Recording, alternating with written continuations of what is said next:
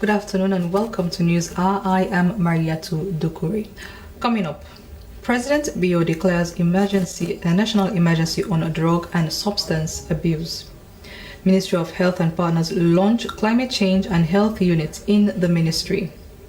And Sierra Leone police says nothing of interest was found at the premises of one Admire Bio. These stories and more line up in this edition of News Hour. We will be right back after this short break.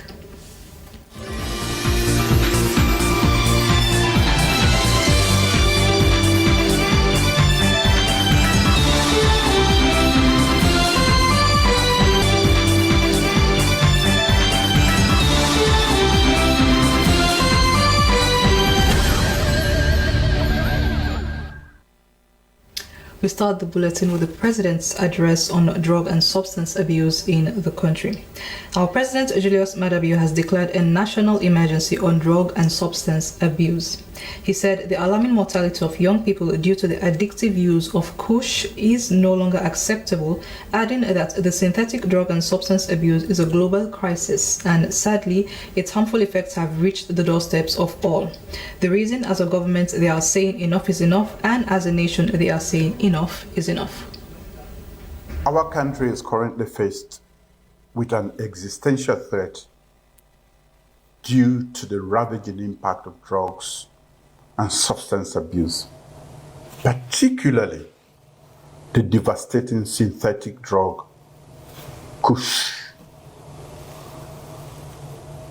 We are witnessing the destructive consequences of Kush on our country's very foundation, our young people, in spite of our government's effort to stop the proliferation of drugs and substance abuse in Sierra Leone.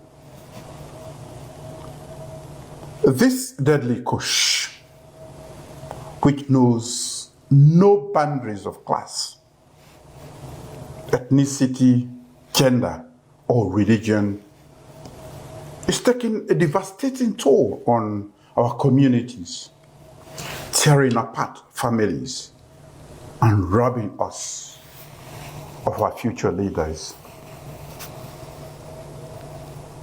The deterioration and alarming mortality rate of our young people due to the addictive use of Kush is no longer acceptable.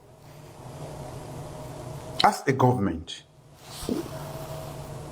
we say enough is enough. As a nation, we say enough is enough. Synthetic drug and substance abuse is a global crisis. Sadly, its harmful effects have reached our doorsteps. Our young people are becoming increasingly addictive to Kush, which has become a death trap. With this national emergency on drug and substance abuse, we shall broaden the scope of the government task force's work and adopt a multifaceted approach to addressing the increasing Kush epidemic.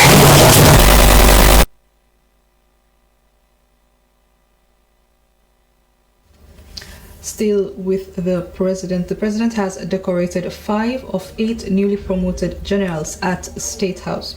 While 8 officers were promoted to the rank of brigadier generals, 5 were decorated, as other 3 officers are now on study leave. How Mosiria has more. President Julius Maada Bio congratulated the brigadier generals, noting that they have worked hard for it and show commitment, but promotion comes with a lot of expectations, professionally and socially, and they should lead at a higher level now.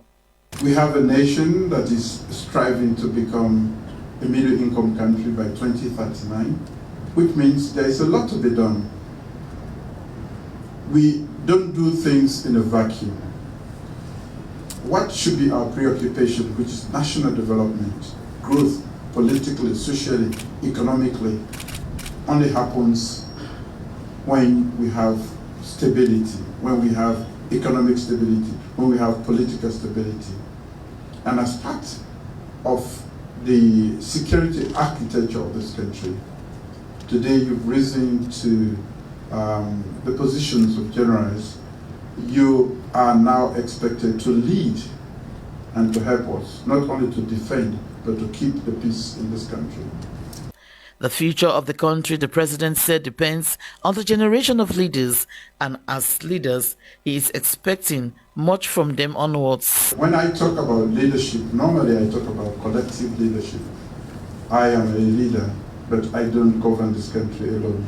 You have a part to play, and I expect more from you today onwards. I want to thank you very much for all that you've done to deserve this promotion, and to assure you that you have my fullest support going forward. This is why your task is always humongous, it's big. We have to make sure we rise up to the occasion. Brigadier General Almami Usman Kamara commended President Julius Maada Bio for the confidence reposed in them and pledged their commitment to continue to do their utmost best for the government and people. I pledge on behalf of my newly promoted colleagues, Your Excellency, to continue to give our utmost in the service of the government and people of this great nation. We will reciprocate this gesture by remaining loyal and committed to you, Your Excellency, your government, and the Constitution of Sierra Leone, as well as the senior leadership of the Ministry of Defense and the Republic of Sierra Leone Armed Forces, ensuring the safety and prosperity of our nation as our mantra. The 5 newly promoted Brigadier Generals are Brigadier General Almami Usman Kamara, Brigadier General Sheikh Suleiman Masakoi, Brigadier General George Mahmoud Bangura, Brigadier General Albert Jusu, Brigadier General Hassan Sek Kumba. The 3 Brigadier Generals who are on study leave are Brigadier General Kemoti Sisi, Brigadier General Siddiq Fofana, and Brigadier General Sir David Thomas Gauja. They will be decorated as soon as they finish their studies. SABC TV News are in Freetown. How must we reporting?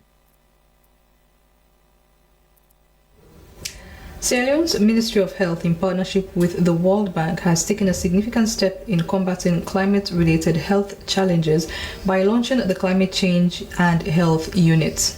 The initiative aims to bolster the country's resilience to climate change impacts, including extreme weather events and health risks. Esther Sako has more. In honor to officially launch the Climate Health Vulnerability Assessment Report and to also officially inaugurate the Climate Health Unit for the good of the people of Sierra Leone. The launch of the Climate Change and Health Unit within the ministry signifies a strategic move to address climate impacts on public health. This unit will be pivotal in executing key actions outlined in the Climate and Health Vulnerability Assessment Report. It will also focus on enhancing health service delivery, workforce capacity, and disaster preparedness. It came at a time when Sierra Leone is facing multiple challenges on climate change, ranging from extreme temperatures to increased risk of floods and droughts. The ministry's approach has been described as proactive. If today we establish a climate unit, the idea should be what do we see year 1, year 2, year 4, year 5. 10 years from now, and then how do we see the linkages with the other agencies? Deputy Minister Jalikatu Mustafa said it was urgent to address climate-related risk issues. She noted the move would achieve a lot in addressing climate change matters. The assessment will also help us to guide our interventions, actions that we're going to take to mitigate and adapt to this crisis. And it will serve as a basis for further research and studies that we're going to do, including assessing how effective our interventions have been. The unit's action plan prioritizes vulnerable groups like women, children, and persons with disabilities, emphasizing equitable access to health care. Various players in the sector pledged support for the Climate Change and Health Unit, emphasizing collaboration to ensure the country's success in addressing climate-related health challenges. The Minister of Health, Dr. Austin Demby, emphasized on the grave challenges Sierra Leone faces due to fire, floods, and community migration, particularly in coastal areas. It called for partnerships, mobilization of resources, and a united vision to safeguard the health and well-being of the nation. Together, let us seize this opportunity to forge partnerships and mobilize resources to build a healthier, more resilient nation. Let us unite in our commitment to safeguarding the health and well-being of our people today and for generations to come. The Ministry of Health and Partners initiative reflects a proactive stance towards climate resilience and public health. The integration of climate-informed strategies into healthcare policies signifies a crucial step towards building a sustainable and resilient future for all communities in the country. SRBC News, Esther Sako reporting.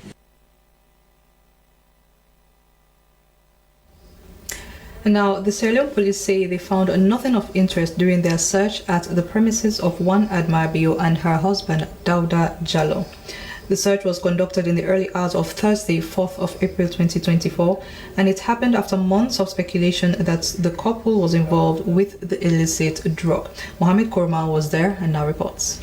Police paid key attention to numerous raids they had conducted across the country within the last 2 weeks for illegal possession of harmful drugs. Director of Crime Services, Sierra Leone Police, Commissioner Ibrahim Joseph Lai, updated the media on their raid at the premises of Admire Bio and her husband, Dauda Jallo.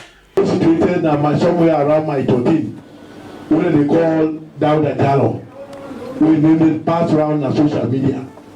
As soon as the information reached me, I set up a team. This morning, sharp 6, we don't storm the house, search up and down. But unfortunately, the information on social media not proof for the factual, because we never forget anything of drug, nor the precursor of chemical, or the instrument of manufacture in the house. Commissioner Lai added that investigations are still ongoing as they will continue to monitor their phones and social networks. Meanwhile, Regional Commander Freetown West, Sylvester Kouma, said armed robbery was on the increase and they have arrested 3 notorious armed robbers, 2 of whom were serving a jail term of 88 years but were released during the November 26th failed coup attempt before they recently robbed 2 houses. Other security personnel across the country updated the media about Kush in their respective areas of operation. For SLBC, Mohammed Kouma reporting.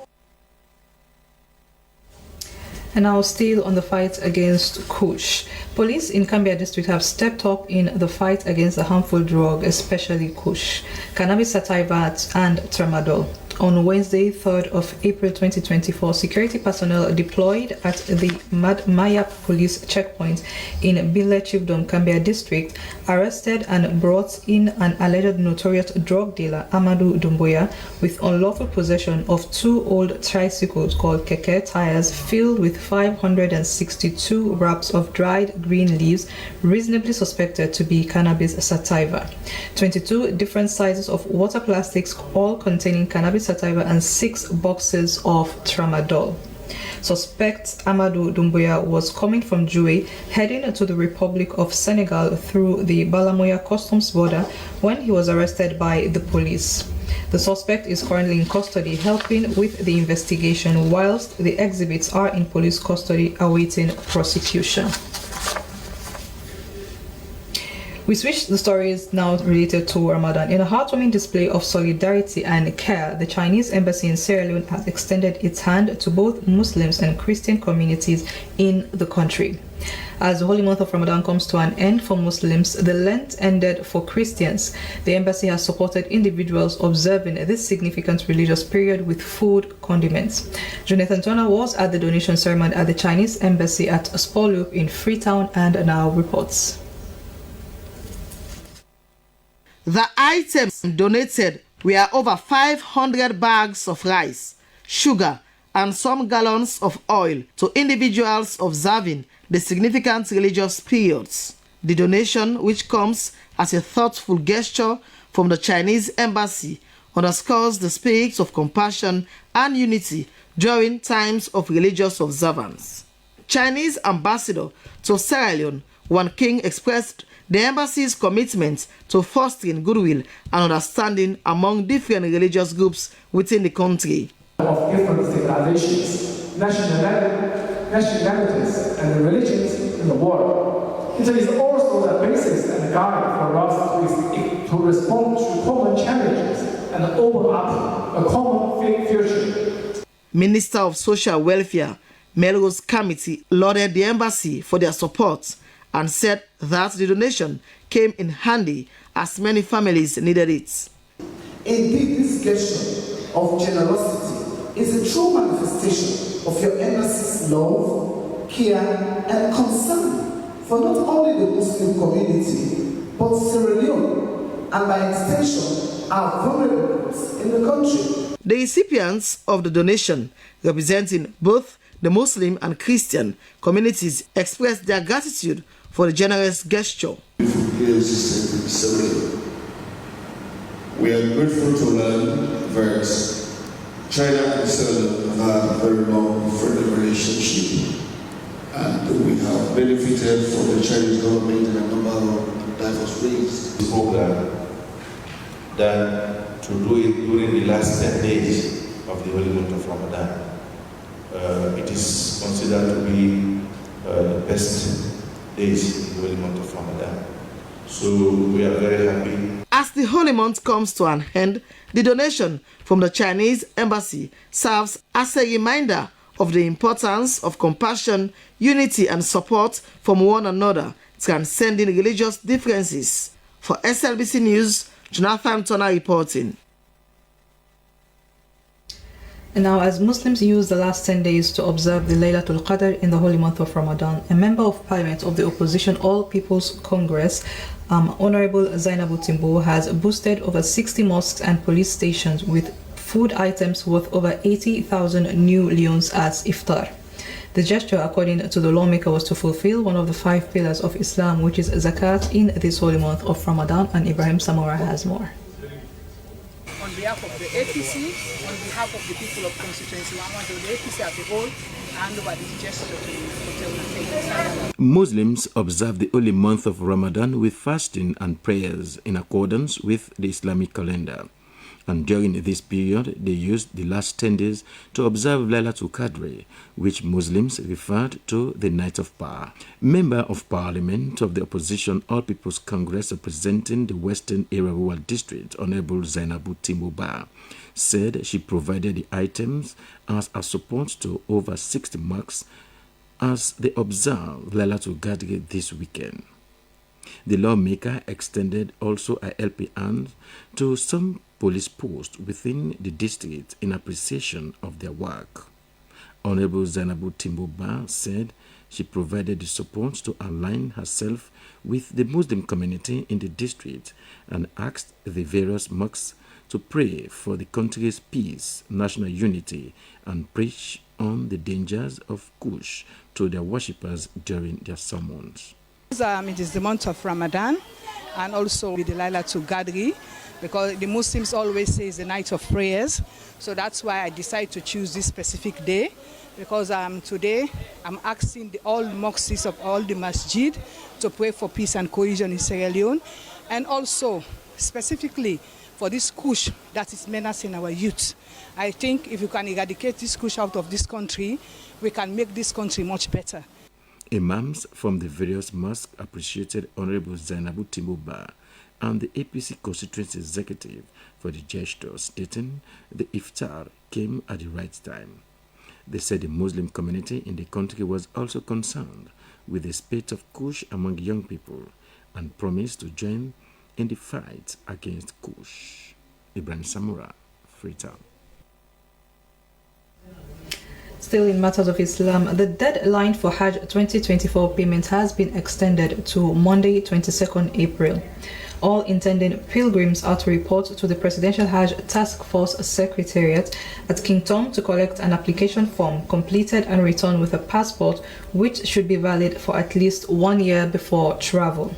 They are also supposed to go through screening at the Secretariat and collect slip for payment at the Sierra Leone Commercial Bank, return the slip to the Hajj Secretariat for further instructions. All intending pilgrims are to make payments on or before Monday, April 2024. Moving on to other stories, the Ministry of Planning and Economic Development has engaged members of Parliament and civil society organizations and on voluntary national review and implementation of 7 of the 17 Sustainable Development Goals 2030. The aim was to canvass support from the lawmakers on the process, and Joseph Toure tells us more. Voluntary national review on the implementation of the Sustainable Development Goals in Sierra Leone was said to be crucial for the country. It was a time to showcase progress made so far in the implementation of the SDGs, the challenges and opportunities for resource mobilization. Members of Parliament, as representatives of the people, play a vital role to engage their communities on the voluntary national review. We always avail ourselves to support processes of this nature as much as they are for the beneficiation of our country and our people. For the UNFPA country representative Nadia Rashid, even though Sierra Leone has made significant strides in the implementation of the Sustainable Development Goals, more needed to be done in the areas like the economy and the environment, among others. At the same time, there are very significant challenges. There are SDGs that need much more attention, including in addressing poverty, including in addressing... Minister of Planning and Economic Development Kenya Bale said they rely on the support of the MPs for the evaluation and the implementation of the SDGs. She noted the VNR helps to monitor progress and provide a baseline for the next 7 years. The implementation of the VNR process, we expect that a working group, a monitoring group will be set up comprising of Ministry of Planning, NANET, and we also expect that the CSOs are going to be very much part of that group. There will be desk reviews, there will be field activities, and the outcome will be presented at a high-level political forum held in New York. It will be held in July. Representatives of the leadership of Parliament pledged to work with MOPED to ensure government succeeds in the implementation of the Sustainable Development Goals 2030. The CSO representative Victor Lansana-Kuruma said if they are given the necessary support, they would engage local communities to have their say on the voluntary national review process. SLBC, Joseph Toure reporting.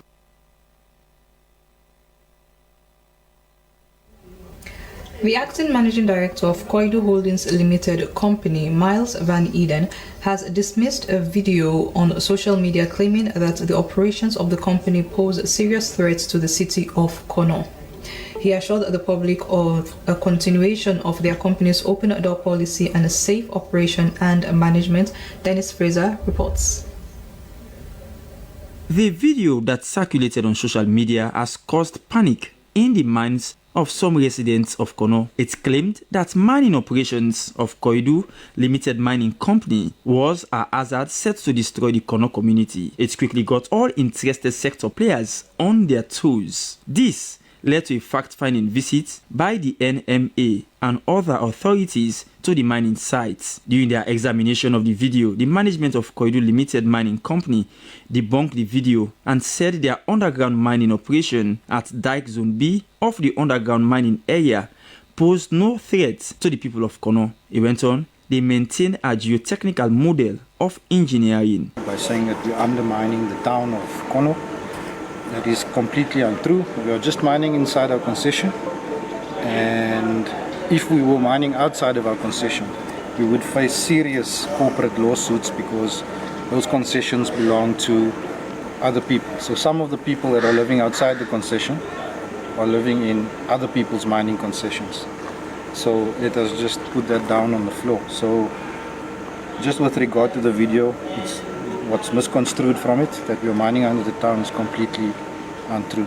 The company also insisted that they observe maximum health and safety procedures and environmental policy based on the EPA Act of 2022 to ensuring a zero harm to the environment and a culture of safety. Not all hazards associated with underground mining can be completely avoided, yet many of them can be effectively mitigated using requisite equipment, the safety measures and requisite training involved in it as prescribed by international best practices. From what is gathered here, Koidu Limited is in strict adherence with some of these safety measures, just as we've seen.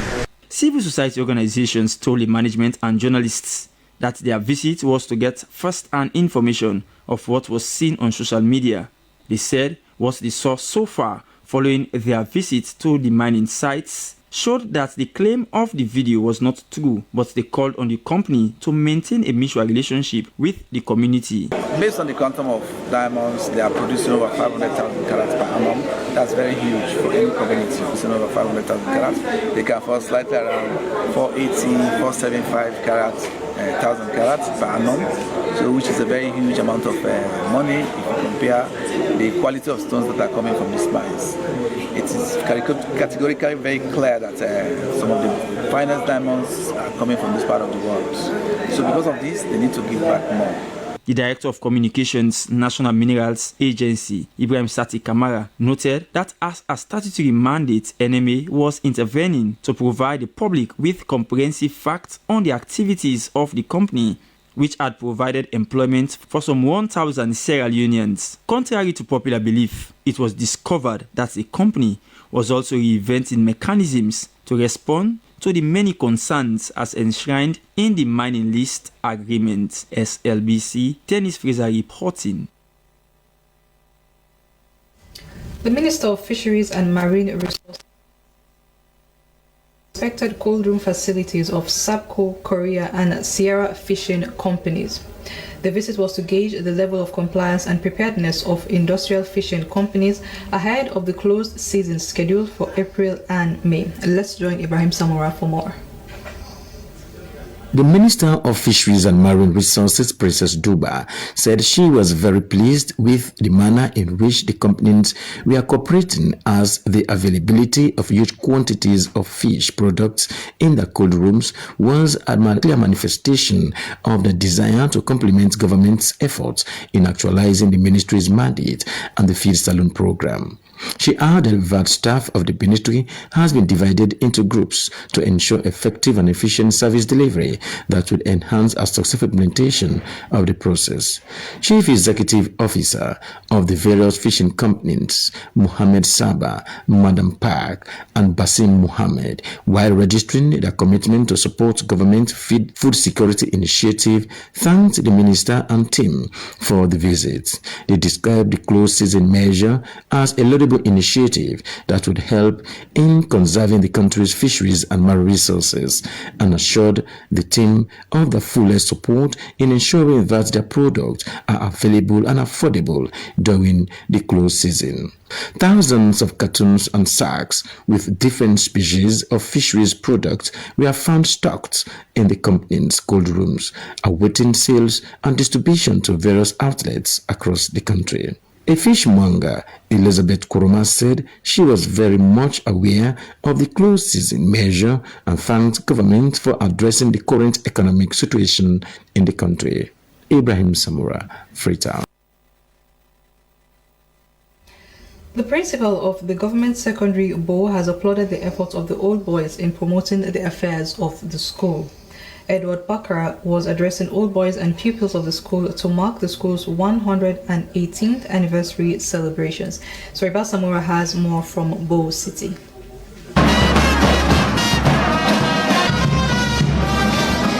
Mr. Bakra was pleased to reveal in his report as principal of the Bo Secondary School that the Alumni Association is and will do tremendous developmental strides, all geared towards lending a facelift to the Bo School, among which is the ongoing construction of a dormitory and solar electrification at campus.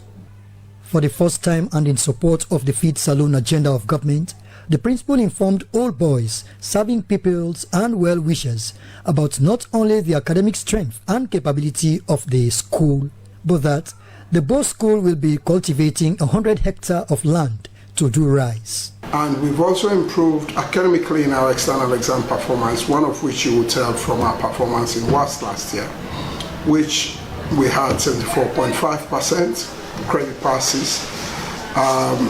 2023, we had 86.5% credit passes. These are gradual baby steps that we're taking, but they are steps of improvement. And if as results, some of our results were not withheld, would have had an outstanding performance. Bo School, he added, is also capable of feeding from what the school produces, as against imported rice.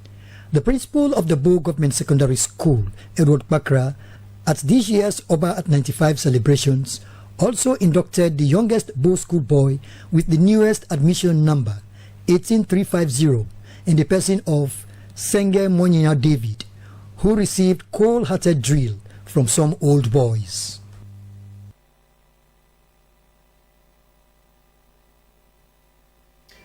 As e-marketing is quickly becoming the hub for entrepreneurs in the world to showcase their products and increase sales, the Center for Media and Women's Empowerment has conducted digital marketing training for women drawn from Western area in small and medium enterprises. The training held in Freetown was funded by the National Youth Commission and International Construction Company ICC, and Ibrahim Samura tells us more. Online marketing is taking over the globe, but in Sierra Leone, women in small and medium enterprises lacked the knowledge and expertise to effectively use the social media to market their products. Thus, the Center for Media and Women's Empowerment conducted the training for these women in SMEs on digital marketing.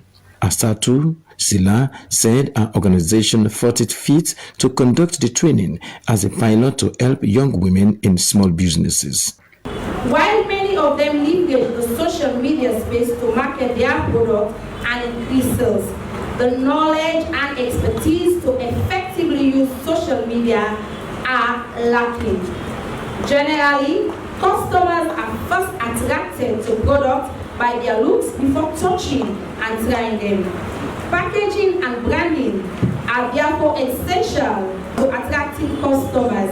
Similarly, while there are many social media platforms accessible by just connecting to the internet, entrepreneurs need the relevant skills to create likable content, increase social media reach, and attract customers.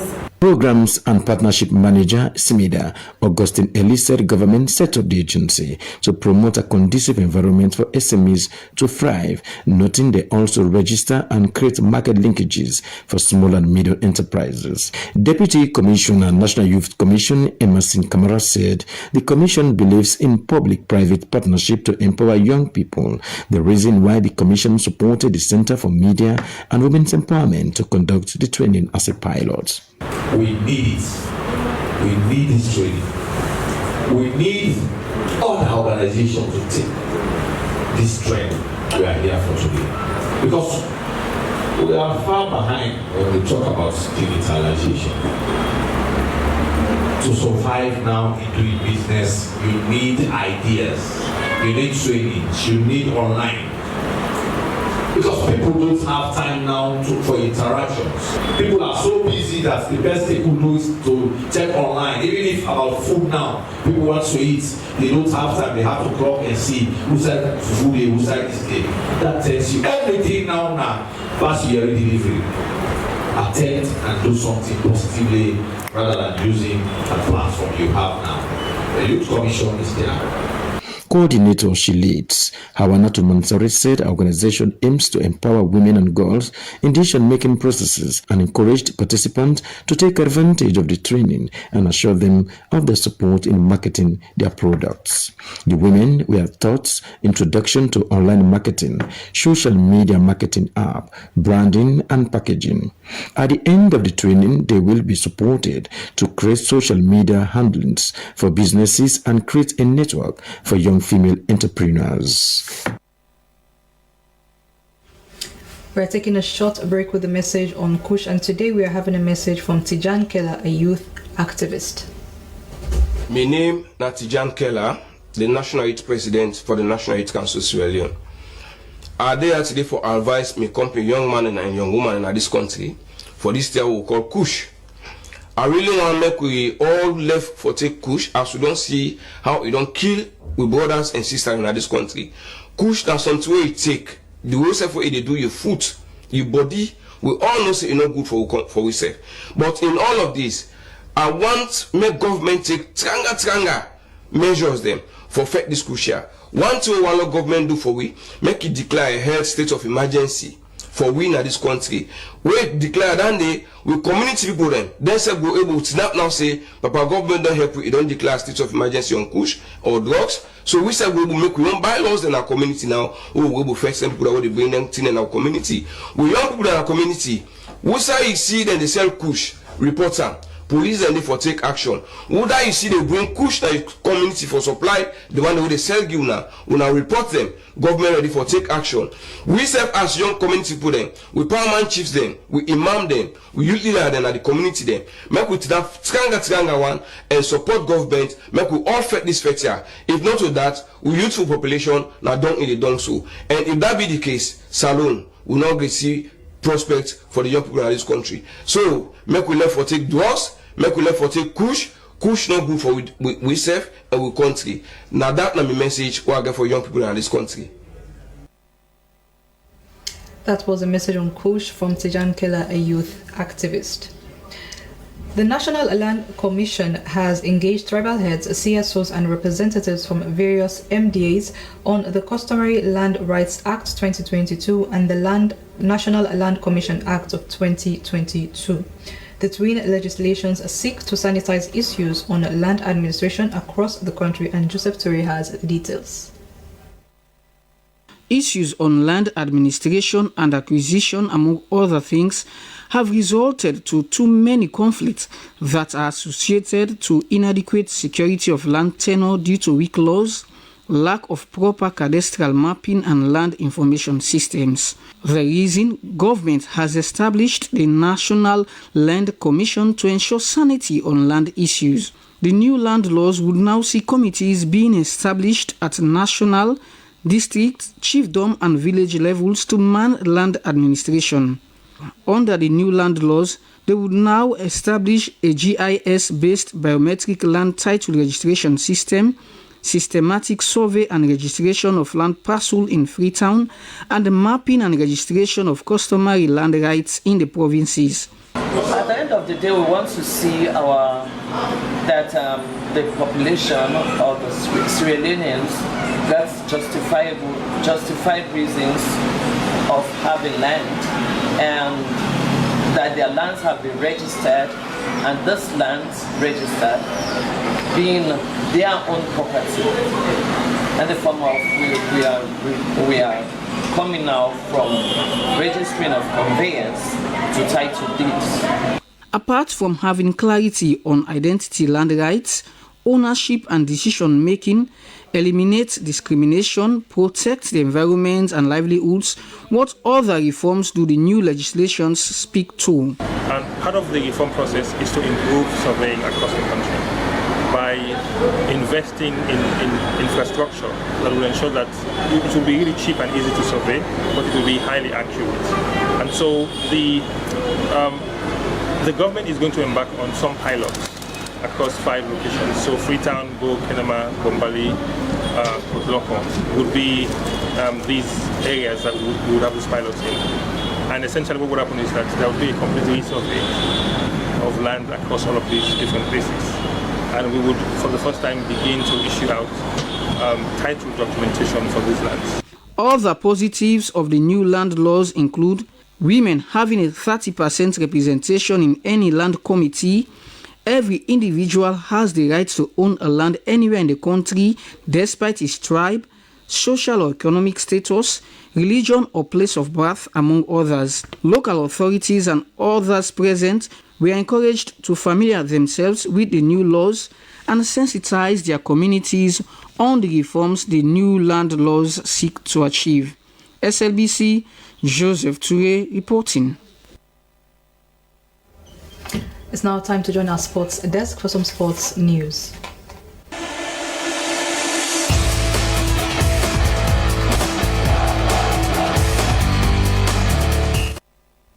It's a warm welcome to Sports Updates and News. I am your host, Esther Marie Samoa.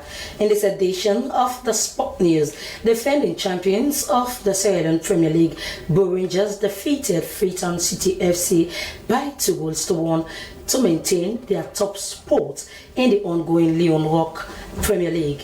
The Conch tie took place at the newly built turf at the Sierra Leone Football Association in Freetown. Here is the report.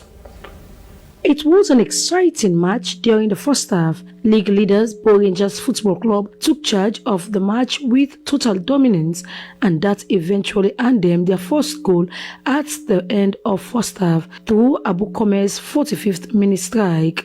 It was also an outstanding display of skills in the second half from both sides as Bo Rangers' Paul Kai increased the lead in the 76th minute. The game became more physical as Isheka Kamara was sent out of the match after tackling FCFC Ali Conte. Mohamed Lamin Kamara of Freetown City Football Club gave them their consolation in the 89th minute, and the match ended 2-1 in favor of the visitors. Head coach of Bo Rangers, John Kister, is hopeful of winning the championship. It's a league game. It's a league football. So sometimes it's about getting points. And we've come away again, as part of our away games, and we got another 3 points. So for me, it's about getting points. I don't look at the table at all. I think what I'm very concerned about is keep picking. We just keep working. We just keep picking points. We have another 16 odd games. So for us, that's the objective. We just keep picking points, try and do what we can, and hopefully see what happens at the end of the season. Amidst losing the match, FCFC D Sakabo won the man of the match following his stellar performance. In the news also, one of the sporting disciplines in the country, dodgeball, has taken the center stage in terms of popularity in Sierra Leone, and as a result, its national team is currently training at the Atuga Mini Stadium ahead of their lined-up International World Dodgeball Championship in Oscar. Abdul Kabir has more. Well, this is really an impressive that we have talent in Sierra Leone. With the coming of the new minister and the executive director, we have taken it as a decision to ensure that sport associations, sport disciplines actually demonstrate for us to see how they are actually nurturing those talents that are interested in their sport. And with my presence here today, I've been able to see that the Dodgeball Association over the years have been training the youths, the boys, from various schools and in community, and they have played well, and I'm sure when they go out to compete, they can be able to compete and represent Sierra Leone the way we expect them to do. Yeah, well, that's what I was telling them yesterday. Training, ensuring that the officials, the coaches get the requisite training, they understand the rules.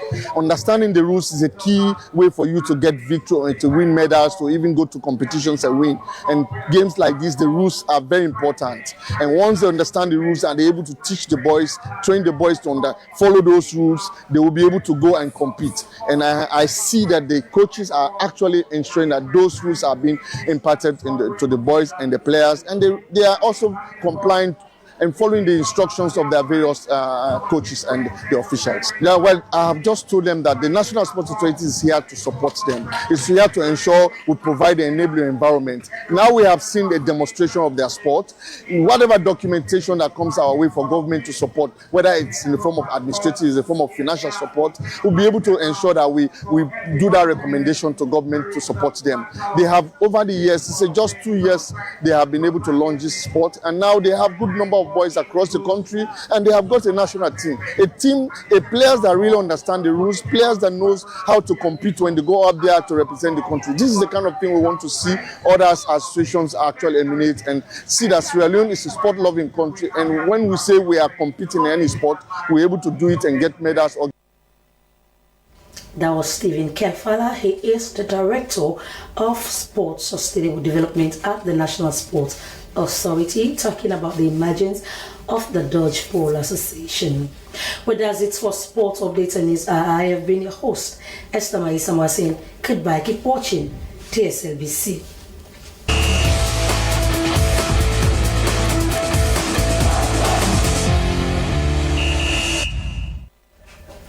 Many thanks to Esther Marie Samora for the sports updates. Now to end the news, the main points again. President Julius Maada Bio has declared a national emergency on drug and substance abuse. The move, according to the first gentleman, is to put an end to drug and substance abuse in the country. Sierra Leone's Ministry of Health, in a partnership with the World Bank, has taken a significant step in combating climate-related health issues or challenges by launching the Climate Change and Health Units and conducting a health vulnerability assessment. And the Sierra Leone Police reports that nothing of interest was found during their search at the premises of one Adma Bio and her husband, Dauda Jallo. Well, that's the end of the news here from the Sierra Leone Broadcasting Corporation. Many thanks for watching. Please keep watching the SLBC if you can. And I have been Mariette Bukuri.